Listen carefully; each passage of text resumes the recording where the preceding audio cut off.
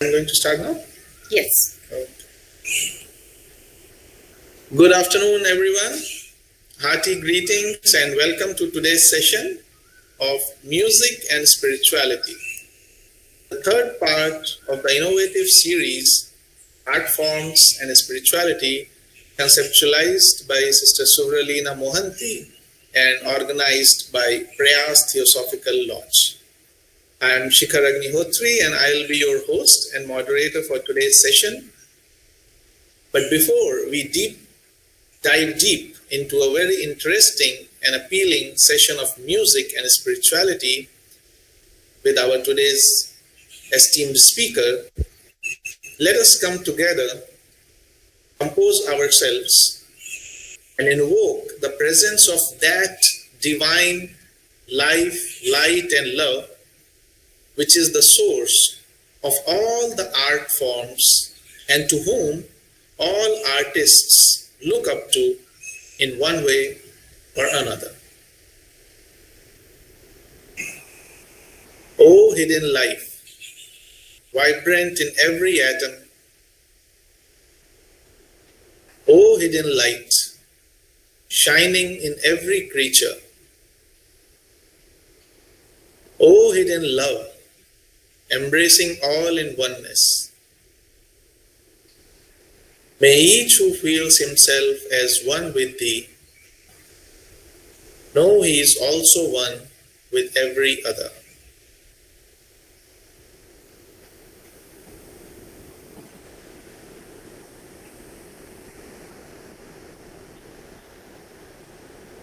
Welcome back, everyone.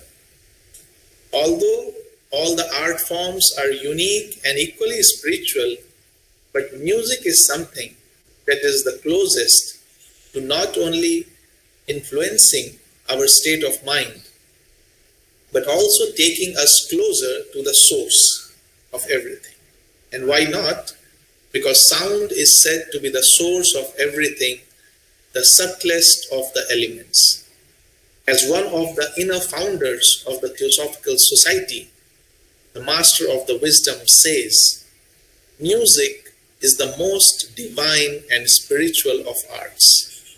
And to many of us, it may come as a surprise that H.P. Blavatsky, one of the chief founders of Theosophical Society, was a great pianist and gave many concerts in the late 1860s. And to talk more on this subject, we have with us Mrs. Sangeeta Mahapatra Mishra ji, who lives in Noida, northern India. She is a trained classical singer and she is an ex-newsreader in All India Radio, Delhi. She has compared programs for Odisha government, Delhi office and other organizations. So, without further delay, I request Mrs. Sangeeta ji to take over the microphone and share with us her insights and experiences on this mystical subject of music and spirituality. Sangeeta ji. Namaskar and happy Raksha Bandhan to you all. Thank you, Shikhar ji, for the introduction. I am glad to be the part of this series of talks, Arts, Forms and Spirituality. And today I am going to give a brief talk on music and spirituality. Thank you, Prayas Theosophical Lodge, for inviting me to share my thoughts on this topic. I would like to chant a sloka before I start. And this sloka from Rig Veda explains that may our prayer be one, belong to one brotherhood. May our hearts and minds move towards the supreme goal. May our aspiration be harmonious. May our minds be in unison. May we strive to reduce disparity and be bound in strong fellowship and unity.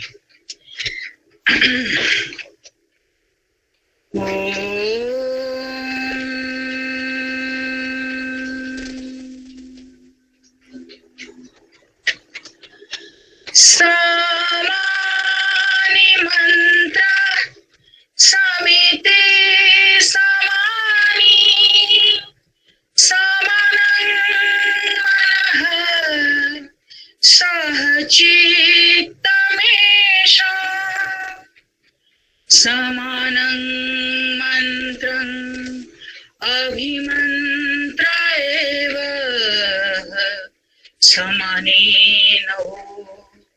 हविषा जुहोमि समानि वाक्कृति समानि हृदयानि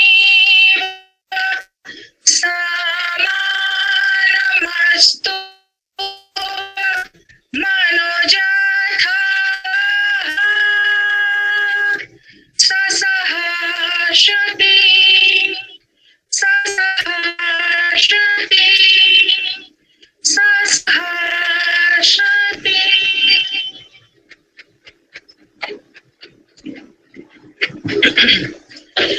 So, spiritual bliss is the ultimate goal of human life. Spiritualism is self-realization and identification of it with super consciousness. आत्मा की परमात्मा के साथ जुड़ने की कोशिश. There are various ways to achieve this, like japa, tapa, puja, yoga, meditation, etc. But all these ways are connected with music only. Here, music means not only singing but also dance and instruments. जो नाट्य शास्त्र में कहा गया है कि गीतम वाद्यम नृत्यम इति संगीतम. So music is the keynote to connect to our higher consciousness. The vibration created through music of any form is spirituality. It connects to our inner self. So life is music and music is life. Sound is believed to be the origin of the world, as Sikharji said. Sound is created when two objects collide. In our body, when the fire element and air element collides with each other, sound is created and we call it ahatanada. That is external. Any person can hear this sound, but when sound created without any collision, it is called anahatanada. It is internal. Only the Siddha Purusa can hear it. The universe has a sound which sounds like Om. According to Hindu mythology, when Brahma went into deep meditation to create the universe, and the very sound that come out from the vibration of his body is the sound of the universe, and that is Anahatanada. In the universe, everyone has an inner sound of their own. Deep meditators happen to hear the sound within. So without sound, music is not there. Music comes only after the sound. आप सबको ये जरूर कभी ना कभी अनुभव हुआ होगा, जब आप मंदिर में जाते हैं, मंदिर में आरती होती है भगवान जी का, तब शंख और बहुत सारे वाद्य बजता है, तब अपने आप मन रोमांचित हो जाता है, एक उच्च स्तर में चला जाता है. वही है म्यूजिक का प्रभाव. Music is a rhythm of the very sound we hear. When the words are arranged or decorated with a rhythm, sur, lay, tal, it becomes music. Music works as a catalyst for opening our heart for love and gratitude, which in turn helps us to experience the spiritual truths. Music with its essence is the language of spirit when created from the heart and with truth and pure intention. Music is a spiritual expression of the most universal nature and highest order.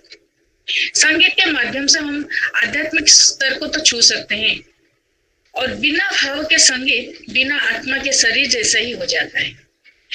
सो गाने के साथ भाव का भी बहुत ही जरूरी संपर्क है.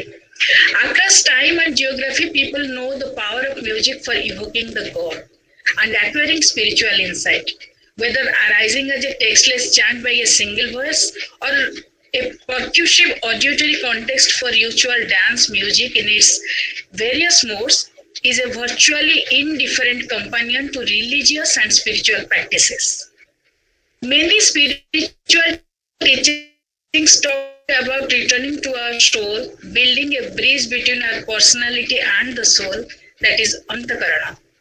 When we listen to the sounds of our soul and develop a direct connection to it, we often receive guidance on how to live our lives more fully. Our soul is the same frequency from lifetime to lifetime. It also makes sense that our body at every level must have a fundamental or root frequency that is based on every sound has a fundamental. Every song has a home key, and everything in the universe has a fundamental note that it resonates to. Since everything is vibration, even our soul must be a certain frequency, right? Sound and music can also be used as an avenue to connect us to the higher energies of what may we call supreme power, source, or God. Even if we are already only know how to connect to spirit, the right sounds and music can enhance that connection and make it even stronger. The effect of music is very much powerful and penetrating. Apparently, nothing affects our brain on an anatomical and chemical level as positively as music. So, what is true for the brain also applies to our body and mind.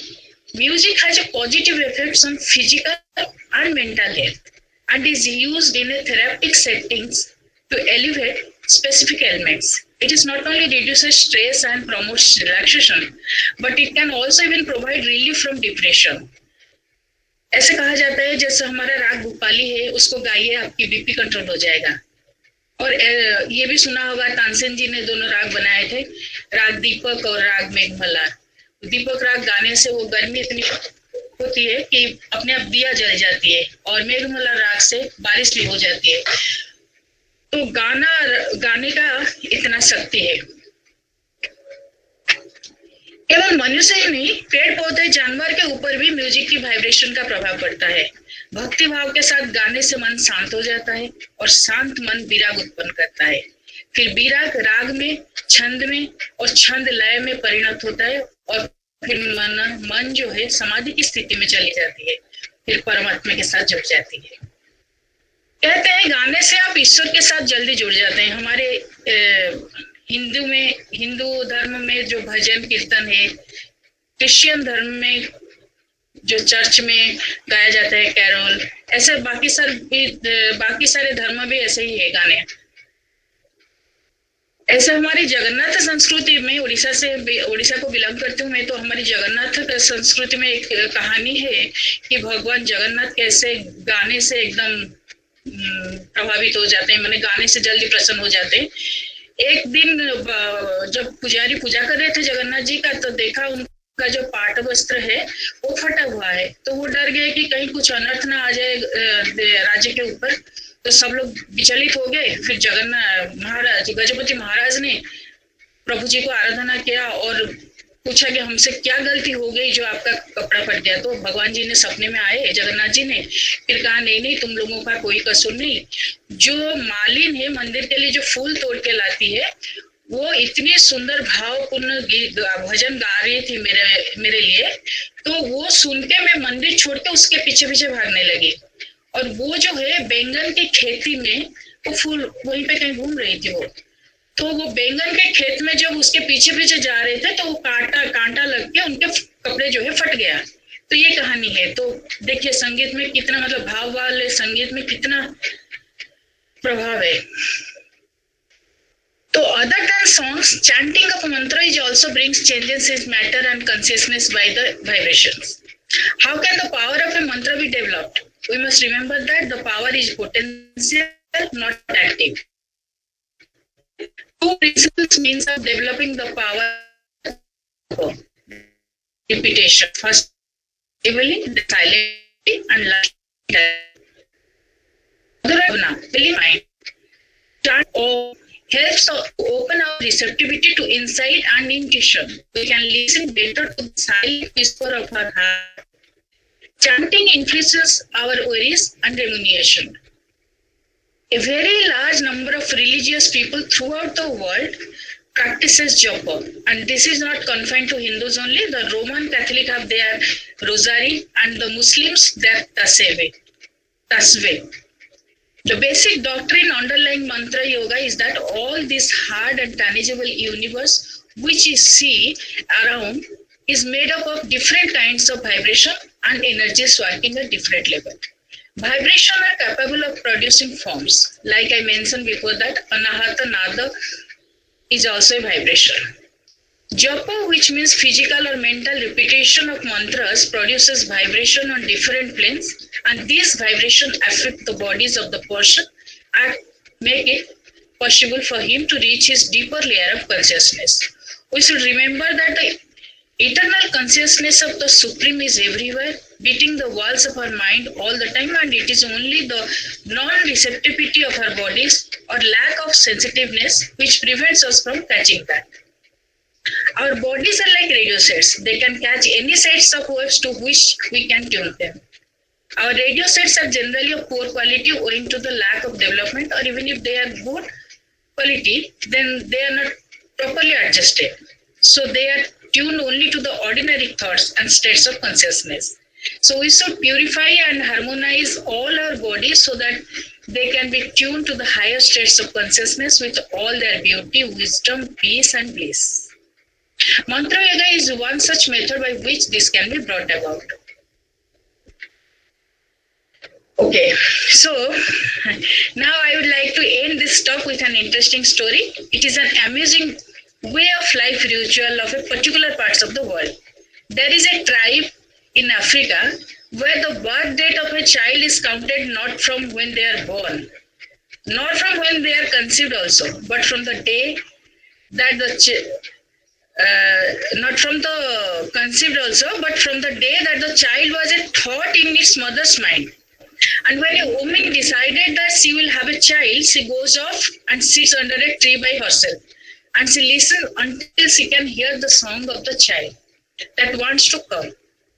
And after she heard the song of this child, she comes back to the man who will be the child's father and teaches it to him. And then when they conceive the child, from that time they sing the song of the child. As a way to welcome her. And then when the mother is pregnant, the mother teaches that song to the midwives and the old women of the village. So that when the child is born, the old women and people around her sings the child's song to welcome her. If the child falls or hurt himself or herself, someone picks her up and sings that song. If the child does something wonderful or goes through the rites of puberty, then as a way of honoring this person, the people of the village sing his or her song. Now it is interesting. If at any time during his or her life the person commits a crime or aberrant social act, then that individual is called to the center of the village and the people in the community form a circle around him. Then they sing his song to him. The tribe recognizes that the correction for antisocial behavior is not punishment, but it is love and remembrance of the identity. When you recognize your own song, you have no desire or need to do anything that would hurt another. And it goes this way through their life. And finally, when that person lying on the deathbed, ready to die, all the villagers sing that song for the last time. That particular song die with that person's death. Life is always reminding us, it is an interesting story, isn't it? Actually, Subhralina has told me that story. Okay. Life is always reminding us when we are in tune with ourselves and when we are not. When we feel good, what we are doing matches our song. And when we feel awful, it doesn't. In the end, we shall all recognize our song and sing well. So music and spirituality are two sides of a coin. Let us keep singing and we will find our way home. Thank you all. Namaskar. Hope you like it. Namaskar. नमस्कार, thank you so much Sangeeta ji. मुझे तो लग रहा है कि इतनी जल्दी कैसे खत्म हो गया. I was waiting to listen to you more and more and more and really आपने जैसे गागर में सागर भर दिया. जैसे कहते हैं कि 20 मिनट में आपने पूरे जो अध्यात्म है और जो म्यूजिक है उसका निचोड़ हम सबके साथ शेयर किया और उस पर हम लोग आगे बात भी करेंगे. लेकिन चूंकि माहौल बना हुआ है तो इसी क्रम में इससे पहले हम लोग आगे बढ़े तो मैं I will request sister Surilina ji, because I am sure आपका जो प्रेजेंटेशन है उससे जो हमारे डेलीगेट्स हैं उनको कुछ वैल्यूएबल पॉइंट्स और pointers to implement in their life मिले होंगे, लेकिन उनके कुछ प्रश्न भी होंगे. लेकिन इससे पहले we go move on to question and answers. Let us indulge ourselves for some moments in experiencing that effect of music, जो अभी अभी आपने जिसकी बात की है, in the form of flute by Mr. Biswajit Mohapatra, who will be sharing with us the Gayatri Mantra first, followed by the Rag Khamaj. So I request Suvralina ji to share that video for all of us.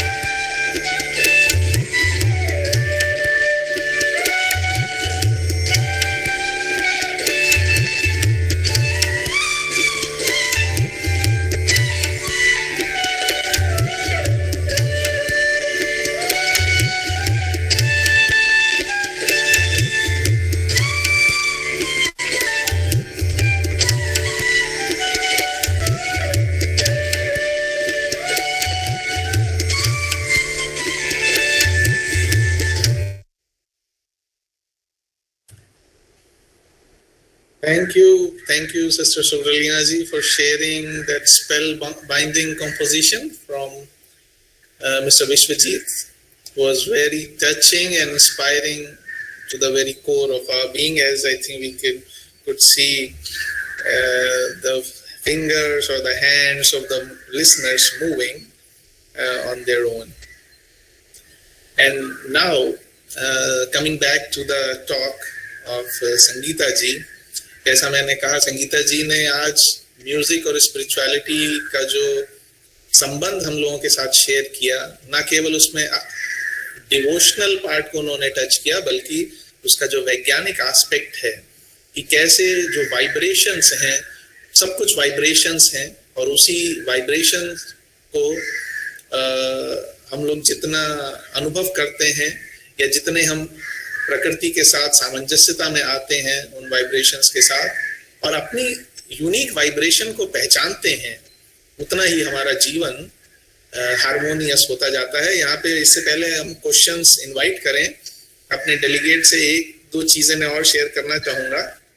जो संगीता जी ने कहा कि ब्रह्मा जी के शरीर से वो सब निकला और सारी हर एक चीज का अपना एक वाइब्रेशन है, तो सीक्रेट डॉक्ट्रिन जो एक बहुत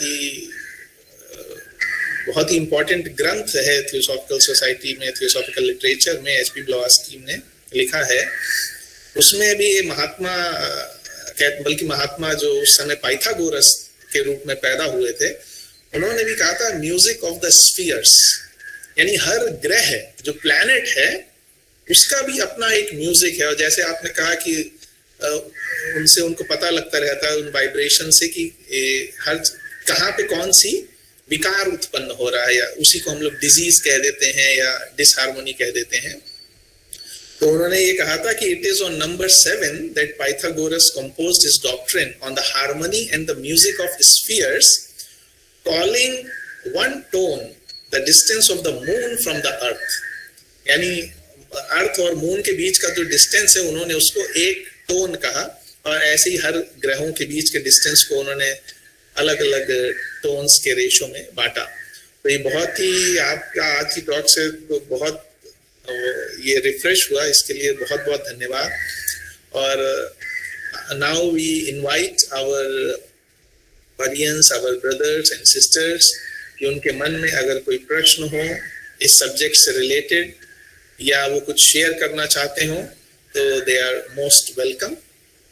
They can unmute themselves and ask the question.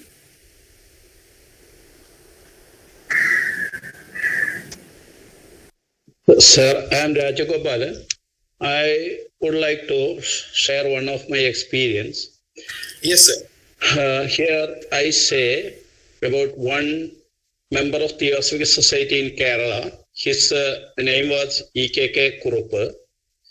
He was both clairvoyant and clairaudient.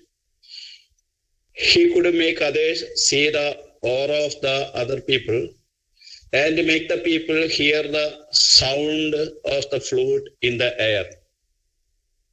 One day he came to Guruvayur temple, very famous temple in India. The deity of the temple is Sri Krishna.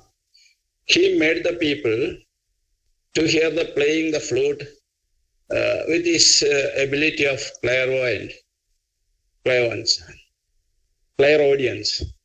Anyway, E.K.K. Group is not physically with us.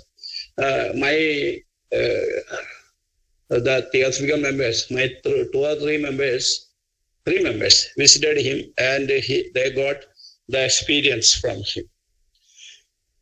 Anyway, E.K.K. Group advised the people to hear the music in group and experience the birds coming around us.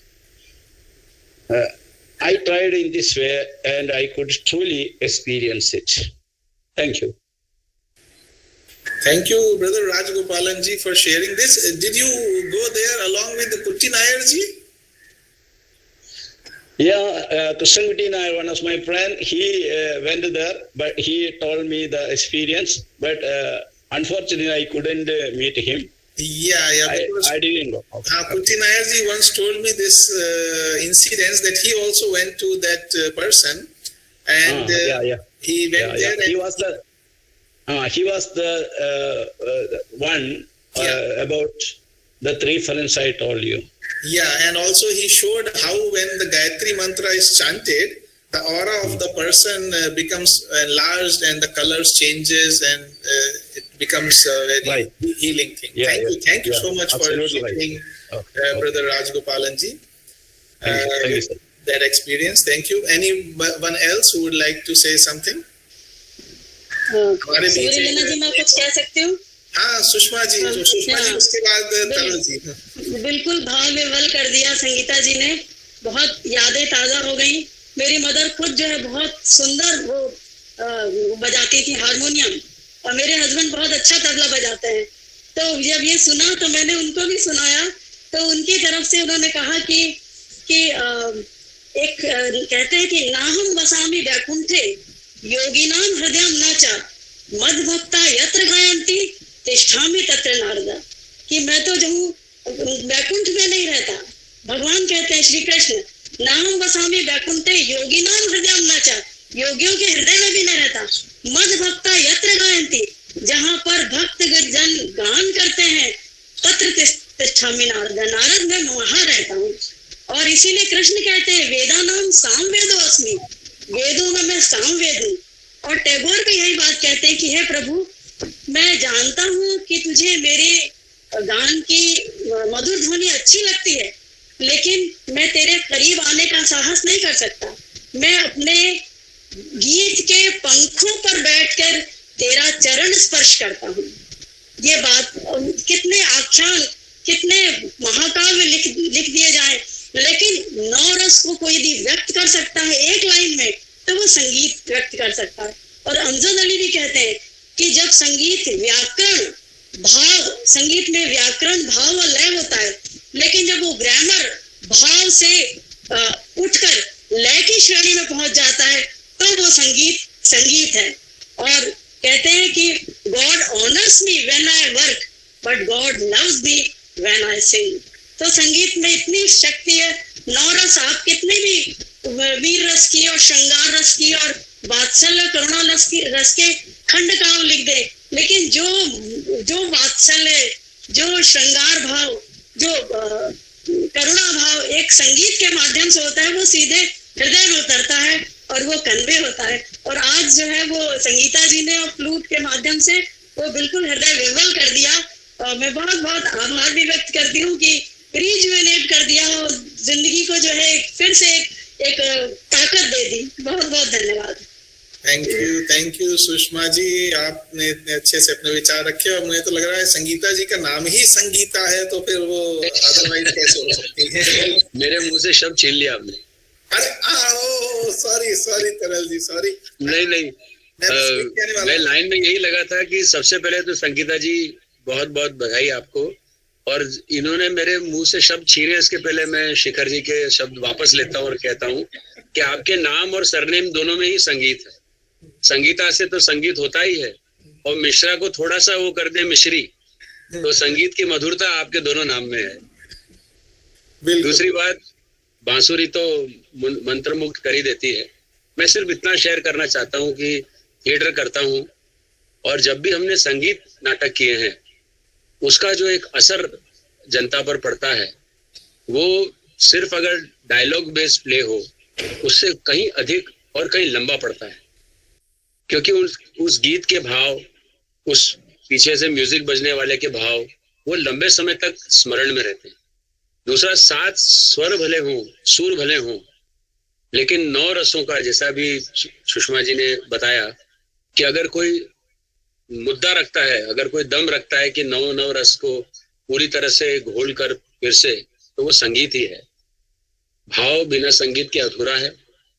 अंतरिक्ष की बात कही शिखर जी ने, तो जहां तक मुझे ख्याल है, मैंने कहीं पढ़ा था कि एक ओम की ध्वनि जो है, साउंड जो है, वो अंतरिक्ष का ही साउंड है। ऐसा कई जगह संदर्भ आया भी है। और वाकई में जब हम ओम का उच्चारण भी करते हैं, तो एक जो उसके वाइब्रेशन से जो अपने ही मन मस्तिष्क में शांति होती है वो अद्भुत होती है। तो संगीत तो जितना भी सुना जाए, जितना भी अपने अंदर आत्मसात किया जाए उतना कम है। एक और बात, मेरे एक मित्र हैं जो संगीत से म्यूजिक थेरेपी करते हैं। मतलब उन्होंने डायबिटीज, टेंशन, ऐसे काफी सारी चीजों को संगीत की थेरेपी के द्वारा ठीक किया हुआ है और बाकायदा उनके पास उसकी एक कुछ डिग्री वगैरह भी है और वो यहाँ बम्बई में, बोरीवली में अपना कार्य करते हैं। तो मुझे याद आ गया, तो मैंने कहा मैं श्योर करता हूँ कि आजकल ये भी शुरू हो गया है कि संगीत से उपचार चालू हो गया। तो ये कितनी बड़ी बात है। बहुत बहुत धन्यवाद और मजा आ गया। मैं थोड़ा क्षमा प्रार्थी हूँ, थोड़ा लेट ज्वाइन किया, 5-7 मिनट। थैंक यू सुनीलना जी। पर मेरे यहाँ क्या हुआ कि अचानक मेरी पत्नी श्री के भाइयों ने धावा बोल दिया अपनी फैमिली के साथ और मैं उसमें उलझ गया कुछ मिनट के लिए। क्षमा चाहता हूँ। Thank you. चल रहा है, मैं यहाँ बैठा हूँ। Thank you. जैसे तरल जी ने बताया ना कि जो इनके फ्रेंड हैं जो हीलिंग करते हैं, मैं और संगीता दीदी एक दिन ऐसी बातें कर रहे थे तो मैंने उनको ये कहानी बताई थी। तो मैंने कहा कि आप जिस दिन आओगे ये टॉक देने ना, मैं ये कहानी तब सुनाऊंगी। उन्होंने बोला हाँ तुम भी सुनाना है ना संगीता दीदी, ठीक है। तो क्या हुआ था, हम लोग दिल्ली गए थे, दिल्ली फेडरेशन में एक बार टॉक सुनने गए थे किसी के। मुझे याद नहीं है कौन से दिन, कौन से तारीख, कुछ भी याद नहीं, बट मुझे ये घटना बहुत अच्छे से याद है। एक ब्रदर ये स्टोरी हमें बता रहे थे कि कोई एक जन म्यूजिशियन है जो ऑर्केस्ट्रा वगैरह करते हैं, जैसे तरल मुंशी साहब हैं वो अपना रंगमंच करते हैं, वैसे एक कोई हमारे मेंबर है, उन्होंने ये हमें बताया था कि एक जन है जो ऑर्केस्ट्रा करते हैं और उनके मन में ये आया कि मैं ऑर्केस्ट्रा करके मनोरंजन तो करता हूँ, अपने आप को तो सुकून देता हूँ, बट मैं कैसे लोगों की मदद करूं। इसी काम को लेके उन्होंने करा कि कैसे म्यूजिक के थ्रू मैं लोगों को सोल के साथ कनेक्ट करूं, उन्होंने वो मोटिव बनाया। और उन्होंने पहला एक्सपेरिमेंट किया किसी स्कूल में। कहते हैं पहले मैं जाके, जहां जो भी एक्सपेरिमेंट आप बच्चों के साथ सक्सेसफुली कर देते हो वो आपका बड़ों के साथ हो जाएगा। तो वो एक स्कूल में गए, उन्होंने प्रिंसिपल सर को बोला कि मैं आपके स्कूल में आना चाहता हूँ, मुझे ये देखना है कि कैसे कनेक्ट होता है नहीं होता है।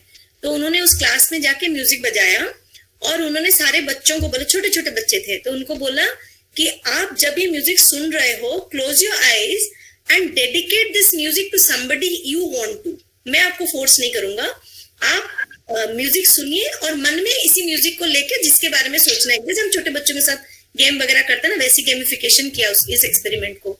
तो कुछ देर बाद सारे बच्चों ने एक्सपीरियंस बताया। एक छोटा बच्चा था, वो आया और खूब रोने लगा। उसने बोला कि आपका जब मैंने म्यूजिक सुना और मैंने इस म्यूजिक को अपने भाई को डेडिकेट करना चाहा, और मैं अपने भाई से बहुत नफरत करता था। जैसे होता है ना आपसे सिबलिंग जेलसी होती है, कहते हैं मेरे को बहुत चिढ़ मचती थी अपने भाई से और मैं हमेशा उससे लड़ता था, और मैं उसी को मैंने डेडिकेट किया क्योंकि मेरा भाई अब रहा नहीं, उसकी भाई की डेथ हो चुकी है।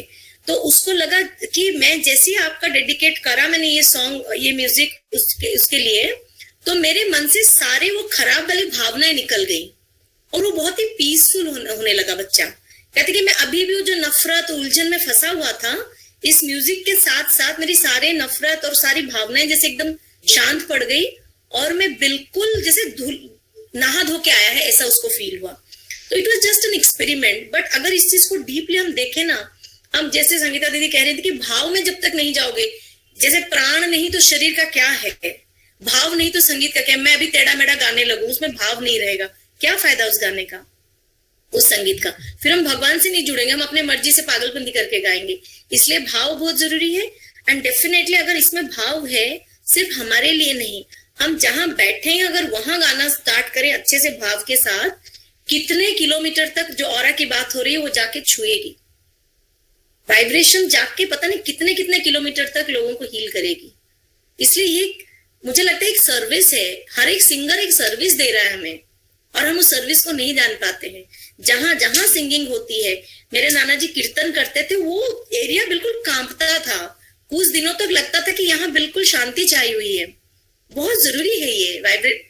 जो भी सिंगर्स हैं आज के डेट पे, वो कितनी बड़ी सेवा दे रहे हैं पूरे धरती को, हमें नहीं पता, वो वाइब्रेशंस दे रहे हैं। इससे बड़ी चीज और क्या दी जा सकती है। बहुत बढ़िया, ये जो ऑरा की बात हुई, हीलिंग की बात हुई, I wanted to share this.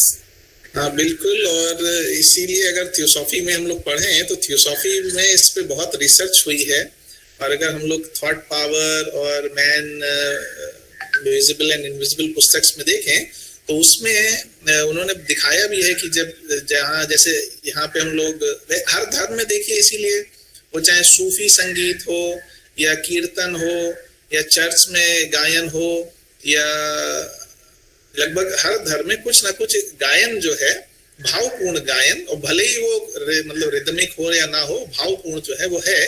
तो उसमें दिखाया है कि जब वहां पे लोग गाते हैं तो थॉट फॉर्म्स वाली पुस्तक में अगर आप देखेंगे तो चर्च तो मान लीजिए करीब छोटा सा है या बिल्डिंग छोटी सी है, लेकिन उसके ऊपर करीब 1 किलोमीटर तक और कई किलोमीटर तक एक थॉट फॉर्म बन जाता है, और वो फिर लोगों को चेतना पे इफेक्ट डालता है और लोगों को अपलिफ्ट करता है, उनके कॉन्शियसनेस पे इफेक्ट करता है।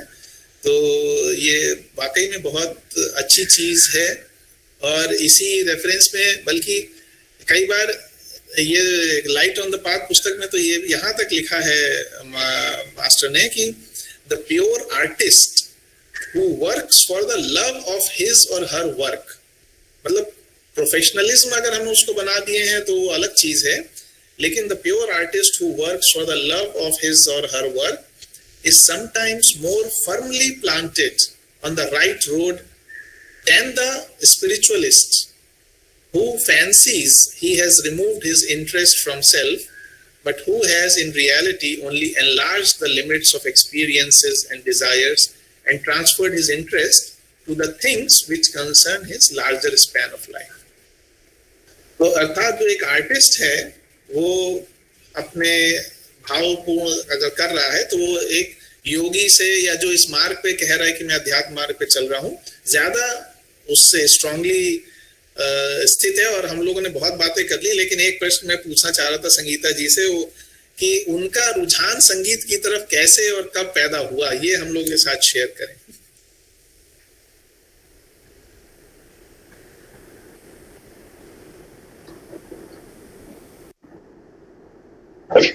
एक्चुअली मेरे घर में मेरे पापा जी ने, मतलब हम 5 भाई बहन हैं, तो मेरी जो सबसे बड़ी बहन डॉक्टर सुधा मिश्रा, वो ऑल इंडिया रेडियो में हुई है, तो वो बचपन से गाती थी। तो घर की जो बड़ी है वो गाने लगी, तो हम सबको, सारी बहनों को गाने में मतलब लगा दिया। तो बचपन में तो थोड़ा सा ये था कि सुबह उठ के कौन गाना गाए, प्रैक्टिस रियाज करे, तो कैसे मतलब वो ये होता था कि दीदी से के साथ झगड़ा होती थी, यार तुमको पसंद है तुम गाओ, हमें क्यों खींच रहे हो। फिर पापा के डर से थोड़ा रियाज वियाज कर लेते थे, फिर थोड़े बड़े हुए तो उसकी मजा आने लगी। तो बेसिकली बड़ी दीदी ने ही हम सबको पुश किया था। ओके, तो सही बात है। इसका मतलब पारिवारिक जो वातावरण है वो उससे भी जो बच्चे हैं वो सीखते हैं और एक दिशा उनको प्राप्त होती है। तो थैंक यू बहुत बहुत संगीता। एक दिन कभी कल्चरल प्रोग्राम करेंगे, उनको बुलाएंगे। हाँ, स्पेशल इनवाइट बनता है। बिल्कुल बिल्कुल। मैं एक बात और शेयर करना चाहती हूँ। जी, अभी रिसेंटली मैंने एक वर्कशॉप कराई थी म्यूजिक थेरेपी पर, और बीएचयू की प्रोफेसर आई थी, शायद उनका भी नाम संगीता था, मुझे याद नहीं आ रहा। तो उन्होंने कहा था कि एक ही राग रागनी अलग अलग व्यक्ति पर अलग अलग प्रभाव करती है, और जो हमारे जो 7 चक्रास हैं, नीचे के चक्र से लेकर सहस्रार चक्र तक, तो हमारी जो डिजीज जिस चक्र से रिलेटेड होती है, जैसे मणिपुर चक्र में मान लीजिए हमको पेट से रिलेटेड कोई बीमारी है, तो हमको जो राग पर्टिकुलर एक इंडिविजुअल के लिए गाएंगे, जरूरी नहीं कि उसी राग से दूसरा व्यक्ति भी इस डिजीज से क्योर हो जाए।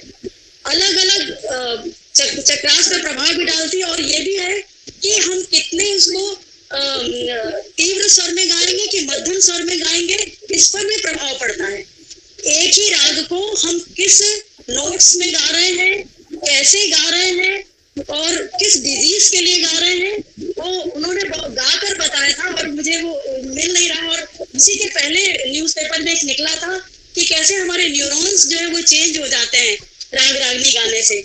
तो और अभी साइंटिफिक रिसर्च इस पर हो रही है कि भविष्य में ऐसा ही होगा कि राग रागनियों से ही हमारी बीमारी ठीक हो जाएगी। तो जैसे आपने ट्राइबल वाला जो उदाहरण दिया, तो मुझे उस पर ये बात याद आई कि अभी रिसेंटली वर्कशॉप कराई थी और बहुत हम लोग इम्प्रेस हुए थे कि अच्छा, इसके बारे में तो जानते नहीं कि सातों चक्रों पर भी प्रभाव डालती है और हमको जो है हमको उस परमानंद की अनुभूति कराती है। तो alchemy of vibration that creates wonder और it governs universe। तो ये शेयर करना था, मुझे याद आ गया। Thank you Sushma ji. आपके जो इनपुट्स होते हैं हमेशा ही बहुत इंसाइटफुल होते हैं। Thank you so much. तरल जी के पास कुछ और है? तरल जी प्लीज। नहीं, सुषमा जी ने जो अभी कहा उनकी सही बातें, एकदम सटीक बातें रहती है। उससे मुझे एक और चीज याद आई कि आजकल उनका ही एक हमने एग्जीबिशन लगाया था और एग्जीबिशन में एक लैपटॉप के ऊपर सारे म्यूजिक स्टोर करके थ्रू ईयरफोन एक छोटा सा सेमी साउंड प्रूफ रूम वही एग्जीबिशन सेंटर में बना दिया। और सरदर्द या जिसको उस तरह की छोटी मोटी इलनेस या वो चीजें, टेंशन एग्जाम का रहता है, तो उन्होंने 4 चीजें लगाई थी। एग्जाम टेंशन, दिन भर अगर आपको टेंशन रहता है ये, तो टेंशन से रिलेटेड वो पूरा लेके आए थे। एंड बिलीव मी, जितने भी लोग अंदर जाते थे, जब बाहर आते थे उनकी मुखाकृति कंप्लीटली बदल जाती थी। तो मतलब ये अब मोबाइल थेरेपी भी चालू हो गई है, ये मुझे और याद आ गया। नहीं बिल्कुल। और मेरे ख्याल से जो राग की बात कही, जो क्लासिकल म्यूजिक है स्पेशली, जो भले भारतीय क्लासिकल म्यूजिक हो या वेस्टर्न क्लासिकल म्यूजिक हो, जो उसके जो राग हैं वो बहुत ही साइंटिफिक हैं। और वो शायद इन्हीं चीजों को ध्यान में रखते हुए, क्योंकि वो लोग जो थे जिन्होंने इन चीजों की रचना की, they must have been clairvoyant and clairaudient, तो उनको उसका डायरेक्ट इफेक्ट दिखता रहा होगा। तो दैट्स व्हाई जस्ट लाइक मंत्रों का इफेक्ट होता है, उसी तरह राग का भी इफेक्ट हमारे शरीर पे होता है, वाइब्रेशंस का। तो डेफिनेटली ये जो हाँ जी संगीता जी बोलिए। जो राग का इफेक्ट है, ये मैंने खुद देखा है। जो गुरुजी एक आते हैं, मेरे गुरुजी आते हैं, तो उनके साथ रियाज करती हूँ। एक दिन वो आए, उनका आज ना भोपाली करते, मैंने कहा क्यों, क्या हुआ? नहीं, मेरा आज थोड़ा बीपी बढ़ा हुआ है। तो फिर मैंने बीपी मेडिसिन लाके चेक किया, उसके बाद राग भोपाली को प्रैक्टिस करा, गाया। उसके बाद देखा सचमुच में उनका बीपी डाउन हो गया था। तो इससे तो मैं कन्विंस हो गई, चलो राग भोपाली से कम तो होता ही है। ये मैंने खुद देखा है। नहीं बिल्कुल और सही बात है। इस तरीके के जब हमारे सामने एग्जाम्पल्स, रियल लाइफ एग्जाम्पल्स मिलते हैं, तो उनमें हमारी निष्ठा और हमारा कन्विक्शन इस सूक्ष्म विज्ञान में बढ़ता है। और धीरे धीरे, सही बात है, आगे आने वाली जो जनरेशन्स हैं वो शायद इसी ओर धीरे धीरे जाएंगे। हालांकि अभी उनमें कई सेंचुरीज लगेंगी, लेकिन हम ही लोग फिर आएंगे अगले जन्म में और फिर हो सकता है उसको यूटिलाइज करेंगे। तो अगर और किसी के कोई कमेंट्स या प्रश्न हो तो पूछ सकते हैं, नहीं तो फिर हम लोग Let me ask a question. Yes, I don't know if time is allowed. Dear Sister Sangeeta Madam, would you please explain in brief about the kind of music we should hear at a different time of the day?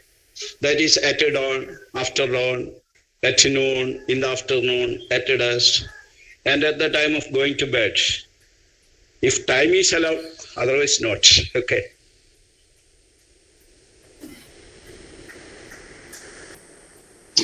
जैसे कहते हैं, ये सारे राग का, हर राग का एक एक समय होता है, गायन का समय होता है, प्रहर होता है। भैरव राग हो गया, सुबह सुबह गाना है।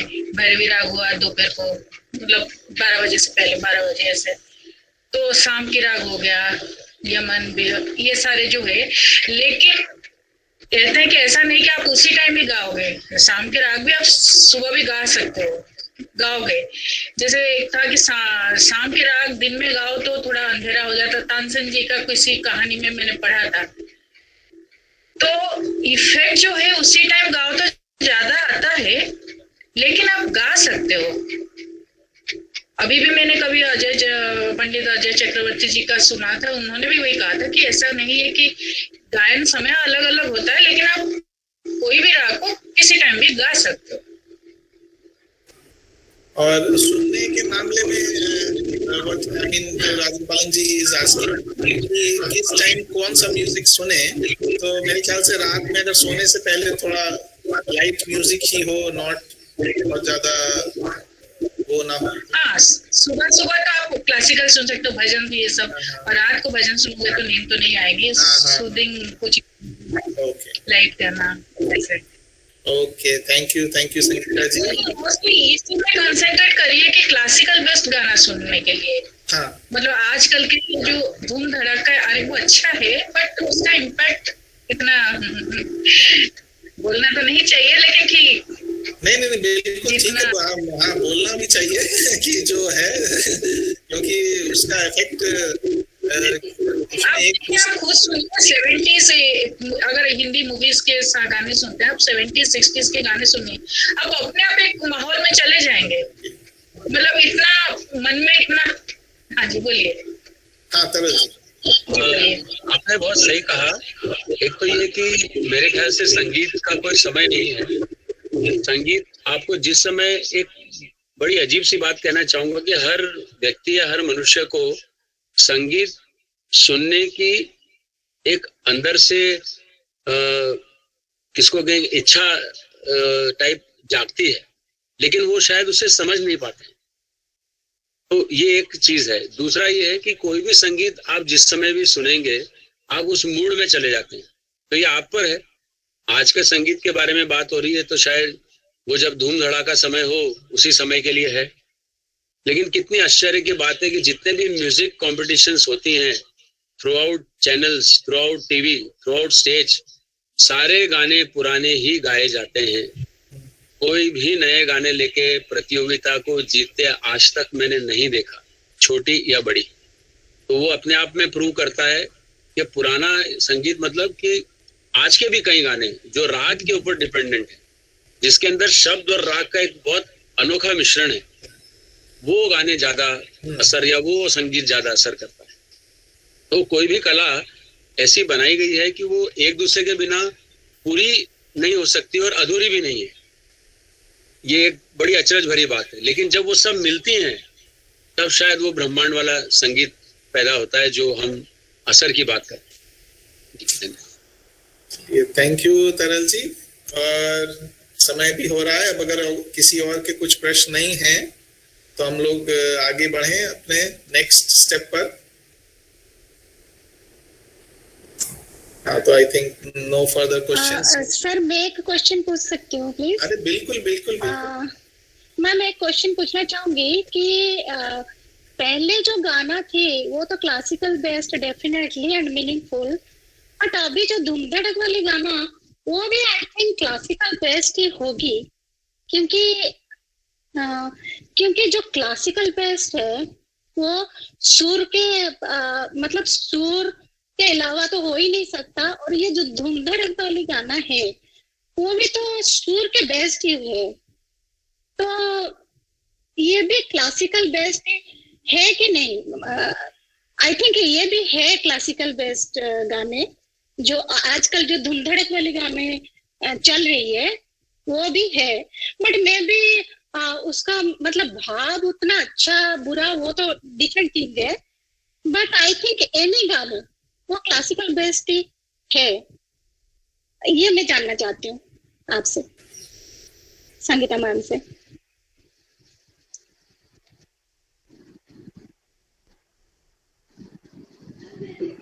आप ये पूछना चाह रहे हैं कि आजकल के जो धूम धड़ाके वाले गाने क्लासिकल में है कि नहीं? हाँ जी मैम जी। मेरे बोलिए बोलिए प्लीज।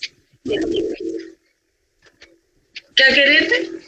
मैं ये बोल रही थी कि ये नहीं गाने, जो भी गाने हम सुन रहे हैं, जो भी गाने कंपोज्ड है, all are based on any classical any raga, क्योंकि सप्त स्वर से गाने ही आते हैं और सप्त स्वर जो होते हैं उसी से ही म्यूजिक प्रोड्यूस होता है। तो नहीं, गाना बनेगा तो 7 सुर को तो लेके ही गाना बनेगा। गाना मतलब 7 सुर ही हो गए जी, लेकिन वो दिल में बस जाता है, छू जाता है जब उसमें मतलब सुर का जो है ना ताल, लय, छंद, भाव सब कुछ जो होता है तब राग बनता है, एक निश्चय में बन जाता है। तो ये जो आजकल के है वो पूरा राग बेस तो नहीं होती है, और वो सारी गाने की जो मेन इंग्रेडिएंट्स है सब नहीं होता है। और आप देखिए, आप याद रखे होंगे क्या, मतलब 2 साल 3 साल पहले की कोई भी धूम धड़के गाने आप कभी भी आप ऐसे गुनगुनाए तो आपके मुंह में गाना कौन सा आता है मन में? तो ये गाना तो है, सुर लगेगा, 7 सुर तो गाना तो बनेगा, वो अलग बात है। देखिए खाना तो बना, दाल चावल रोटी बना लेंगे, दाल चावल बना देंगे, लेकिन मैम मेरे क्वेश्चन, ठीक से तड़का लगाएंगे, ठीक से करके तभी वो टेस्टी बनेगा, अदरवाइज दाल तो बन ही जाएगा, दाल चावल तो खा लेंगे अब। नहीं मैम, मेरे क्वेश्चन ये था कि जो पहले वाला गाना था वो भावफुल था, मीनिंगफुल था, वो all are coordinating that I mean जो उनका म्यूजिक वो स्वर, लय, ताल, मीनिंग था। लेकिन आजकल जो गाना है वो डिफरेंट भाव आती है, बट वो भी किसी न किसी राग बेस्ड म्यूजिक ही होगी। ये है मेरे क्वेश्चन। टच करके जाता है, जो पूरा राग बेस्ड होता है वो अपने आप पहचान लेंगे, वो गाना अपने आप क्लिक कर जाता है, सारे गाने नहीं होते हैं। ओके, इसका मतलब कोई मतलब जैसे विदाउट राग बेस्ड कोई भी गाने हम फॉर्म कर सकते हैं, ऐसा हो सकता है क्या कि बिना राग, आई मीन बिना राग बेस्ड? दो राग को मिला के भी बना सकते हैं, थोड़ा थोड़ा राग का लेके भी लोग बनाते हैं। हाँ तरल जी कुछ बोल रहे हैं। मैं शायद इनका कंफ्यूजन समझ रहा हूँ। आप बोल रही हैं राग बेस, देखिए आप कंफ्यूज हो रही है सुर और राग में। कोई भी गाना चाहे मॉडर्न हो, इंग्लिश हो, पर्शियन हो, जापानीज हो, उसकी अपनी जो संगीत की मात्राएं हैं या सरगम है उसके बाहर बन ही नहीं सकता। ये हो गई एक बात। दूसरा, आप जो बोल रहे हैं कि राग बेस्ड गाने, जैसे दीप राग पे अगर कोई गाना है तो डेफिनेटली वो एक समय पर, उस सिचुएशन पर ही वो और उन शब्दों के साथ ही आएगा। लेकिन अगर आप ऐसा सोच रहे हो कि दीप राग, विभस्त राग और ये सब मिला के अगर गाने बन सकते हैं तो सिचुएशन होगी तो बन भी जाएंगे। ये एक बात होगी। तीसरी बात, जो मॉडर्न संगीत है या जो आप बोल रहे हैं वो संगीत पे नहीं बनते, जी नहीं, वो बिल्कुल संगीत पे बनते हैं, लेकिन इसके पीछे गायकी से ज्यादा तकनीक इस्तेमाल होती है। क्योंकि मैं इस फील्ड से जुड़ा हूँ इसलिए बता रहा हूँ कि DT 3T ये सब कोड वर्ड्स हैं, वो चलते हैं। जैसे कि संगीता जी अगर कुछ गुनगुनाएं, समझो एक आलाप है बहुत ऊंचा और उसके बाद एकदम धीमे भैरवी में उसमें एक सुर आ रहा है, तो जो अगर क्लासिकल रूप में गाएगा तो वो उसे उस मोड़ तक लाकर और बाकायदा सारे म्यूजिक इंस्ट्रूमेंट के साथ उस एक राग से दूसरे राग पर पहुंचेगा। लेकिन यहाँ क्या होता है, जो मॉडर्न गाने सुनते हैं, जैसे तू आया तू आया तू आया, क्यों आया, सब ऐसा आ रहा है, तो ये तू आया अलग रिकॉर्ड हो जाता है, क्यों आया अलग रिकॉर्ड हो जाता है, और फिर मशीन्स के ऊपर उसे मिलाकर एक शोरगुल वाला या एक ऐसा संगीत बनाया जाता है जो सुनने में अच्छा ही लगता है, क्योंकि कुछ वर्ग को वो भी अच्छा लगता है, लेकिन वो भी किसी न किसी राग पर होता है, पर चूंकि मिल जाता है। Exactly. This is my question. This was my question. मैंने पूरा व्याख्या आपको इसीलिए बताई, थोड़ी लंबी थी, लेकिन उससे समझना आसान हुआ। Thank you, sir. Thank you. Thank you Sangeeta ji, thank you तरल जी, thank you आलोक जी। और टाइम हो चुका है, इसलिए with no further questions remaining, let us proceed towards the closing. And I begin by giving our heartfelt gratitude on behalf of Prayas Lodge, on behalf of all the participants, and on my personal behalf to Mrs. Sangeeta Mahapatra Mishra ji for a wonderful session on music and spirituality. And also I thank all our participants who joined us and made this session vibrant and lively with the interaction. And I thank Prayas Theosophical Lodge and Sister Suralina Monty for giving me this opportunity to be the moderator of today's session. But before we proceed towards our closing prayer, we are fortunate to have one more composition by Mr. Vishwajit on the occasion of upcoming festival of Krishna Janmashtami. So I request Sister Subrilina to share that song on Krishna to take us all into that realm of devotion.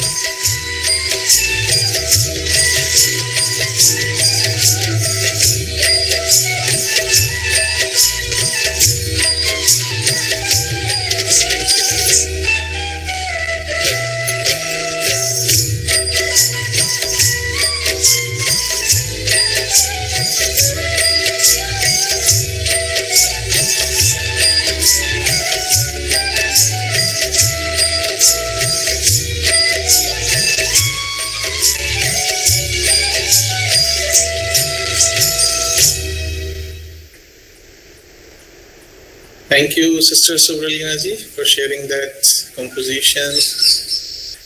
And now, in the end, as our theosophical principles guide us to share our blessings with everyone, let us come together again this time to use all our will and thought power for the welfare of all beings by chanting the following verses.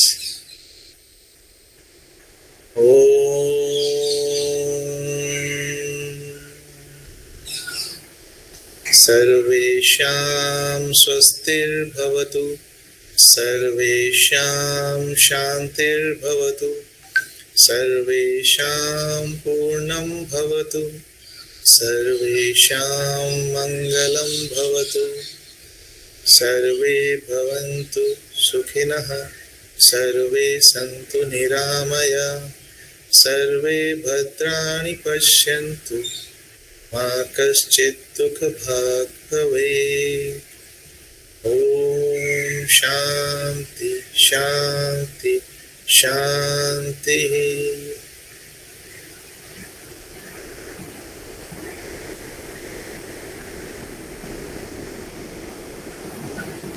Thank you everyone for joining today's session.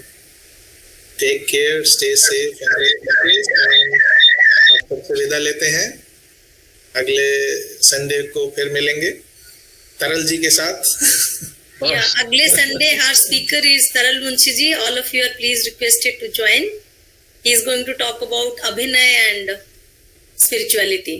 So वो रंगमंच से कुछ लेके आएंगे। संगीता जी special invite आपको है, आप आइएगा, ठीक है। संगीता जी, इससे मेरा निवेदन है कि जरूर उपस्थित रहें, मुझे संगीत की बहुत जरूरत पड़ेगी। She is a beautiful actress, वो बहुत अच्छी एक्ट्रेस है, वो जरूर आएंगी। हम लोग संडे के पहले सुनीला जी आप मुझे संपर्क कराइएगा, इसके पूर्व के 2 जो हुए हैं उन लोगों से भी। हाँ, मैं सारे स्पीकर से आपको संपर्क कराऊंगी। अभिनय और थिएटर इन सभी चीजों के बिना अधूरा है। आप सभी को अपने रंगमंच में जोड़ दीजिए, आपकी टीम बन जाएगी। Thank you all. Thank you, नमस्ते। Thank you Shikhar ji. Okay.